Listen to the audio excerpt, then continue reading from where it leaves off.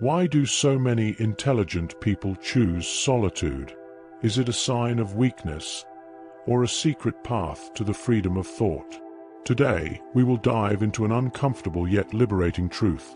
Solitude is not an empty space that destroys, but a fertile womb where creativity, clarity, and authenticity are born.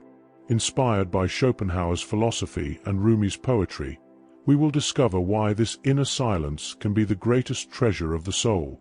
In a world that grows noisier by the day, where the pressure to fit in is constant and distraction has become the rule, solitude is often seen with suspicion. Many believe it to be a sign of sadness, isolation, or even social failure. But is that really true? Anyone who has felt misunderstood by their own family, who has grown weary of superficial conversations, or who has experienced the weight of constantly adapting to a group knows that, sometimes, being among people can feel lonelier than being by yourself. How many comments echo this pain? People drain my energy. Conversations are always empty. I feel the need to withdraw so I can think clearly. And here arises the question so many carry within. Is this choice for solitude an escape from reality, or is it a legitimate path of inner growth? The answer is not simple, but it can be profound. Arthur Schopenhauer, the German philosopher, once said that the highest spirits are inevitably solitary, not because they despise the world, but because they must protect their intellectual independence. Meanwhile, the Sufi poet Rumi, with a more loving tone, reminds us that silence is where the soul finds its true song. Two different perspectives that meet at a common point. Solitude as a necessary condition for the awakening of thought and consciousness. In this video, we will explore 5 aspects of this relationship between solitude and intelligence.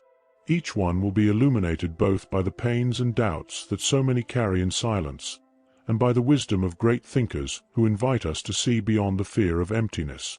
Perhaps, in the end, you will discover that the solitude which so often causes you anguish may, in fact, be the secret space where your soul grows the most.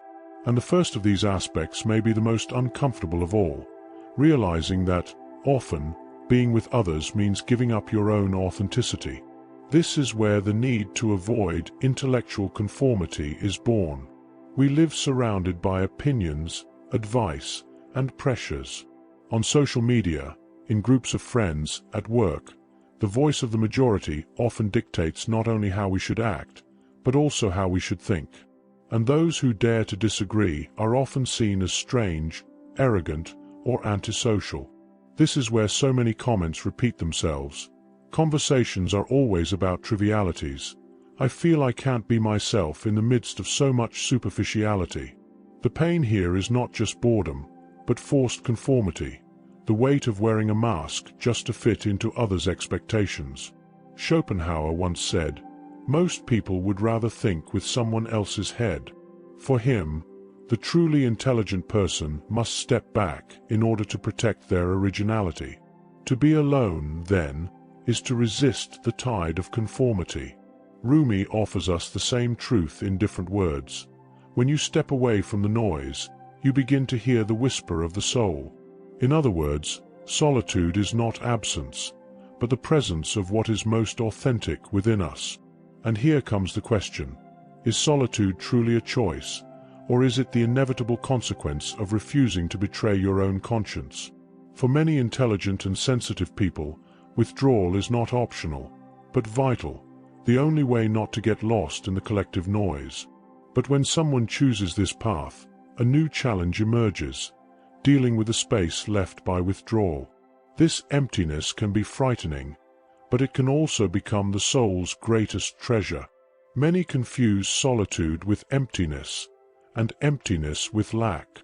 From there comes the fear: if I am alone, I will feel useless, meaningless, abandoned. But the emptiness of solitude is different. It is not absence, but fertile space. Here, an ancient metaphor helps us. A vessel is useful only because it is empty inside. Without that space, it could not hold the water of life. The same is true of the soul. When it withdraws, it creates a silent space where new perceptions can bloom. Among the comments, we find two contrasting experiences. Some say, "When I'm alone, my inner demons chase me." Others affirm, "I found peace only when I chose my solitude." This contradiction is fundamental.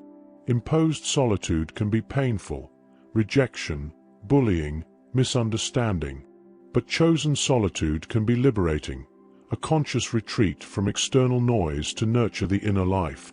Schopenhauer saw the inner emptiness as a space of wealth, for only those who are sufficient unto themselves can be truly free.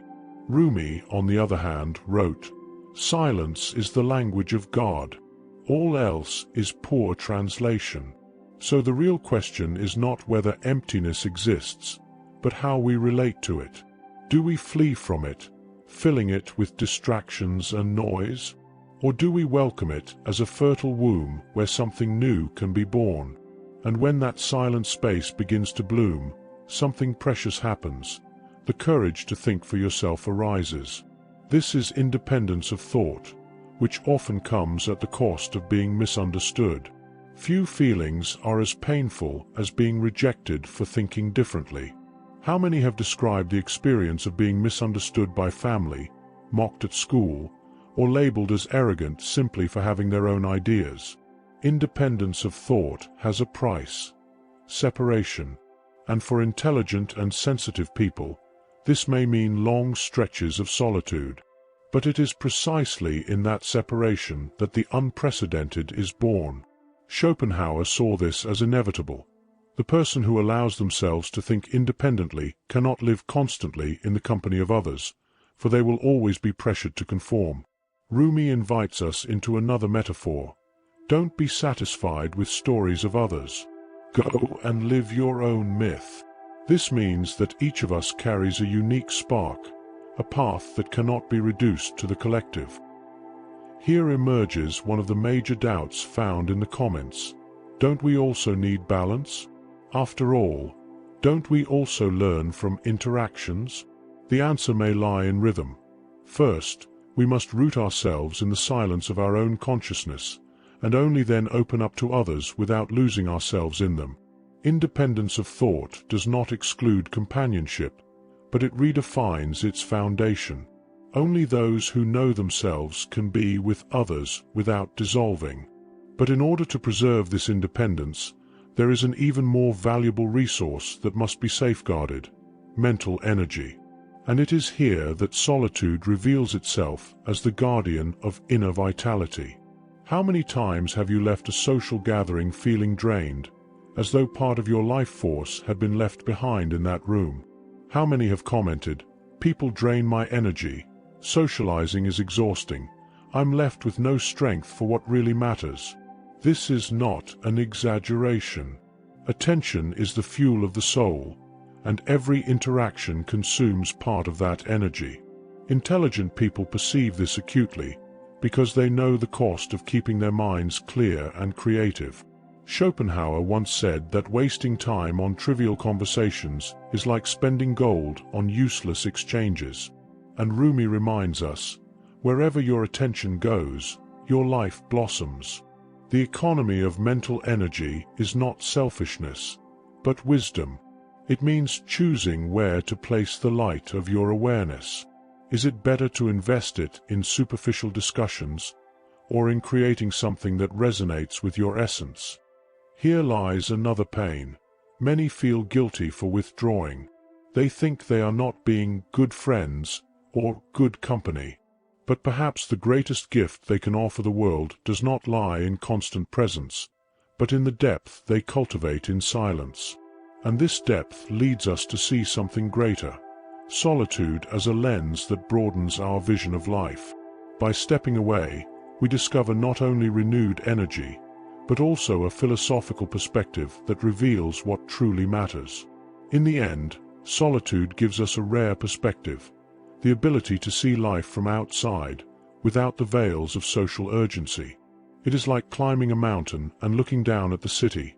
From above, what once seemed urgent reveals its true smallness. Schopenhauer saw in this detachment the key to wisdom. For him, the wise do not withdraw out of disdain, but out of clarity. Only away from the noise can they perceive the truth of things. Rumi, in his poetry, described the same state with different colors. Silence is the ocean in which everything else dissolves. Solitude, in this sense, is not absence of life, but an expanded vision of essence. Among the comments, a doubt arises. Does this apply to everyone, or just a few? Perhaps the answer is that each person has their own degree of need. Some require more silence, others more exchange. But in all cases, solitude need not be an enemy. It can be a teacher, guiding us to discern the essential from the trivial. And here lies the synthesis. Solitude is not punishment, but condition. Not antisociality, but a space of lucidity. And from this space of lucidity we can draw the essence. Solitude is not a curse, but an ally of spiritual awakening and free thought. It is what leads us to the conclusion of this journey. Solitude may frighten us because it places us face to face with ourselves. But that is precisely where its greatness lies, in the fertile silence that allows us to create, think, and be with authenticity. Schopenhauer showed us that intelligence requires withdrawal in order not to dissolve into conformity. Rumi reminded us that when we turn inward, we hear the soul's secret song. So perhaps the question is not whether we should avoid solitude, but whether we have the courage to embrace it as an ally. Think of this. A seed does not bloom in the public square, but in the dark soil. In the same way, the soul needs silence in order to blossom.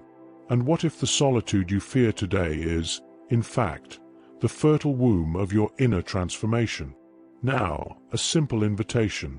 Find a moment of silence in the coming days. No music, no distractions. Just you and your breath. Ask yourself, what original idea, what silent truth can be born within me right now? Let the answer come not from a restless mind, but from the calm space that only solitude can offer. If something within you has calmed or awakened through these words, allow yourself to continue. Subscribe to the channel and turn on notifications to walk with us on this path of fertile silence and inner discoveries.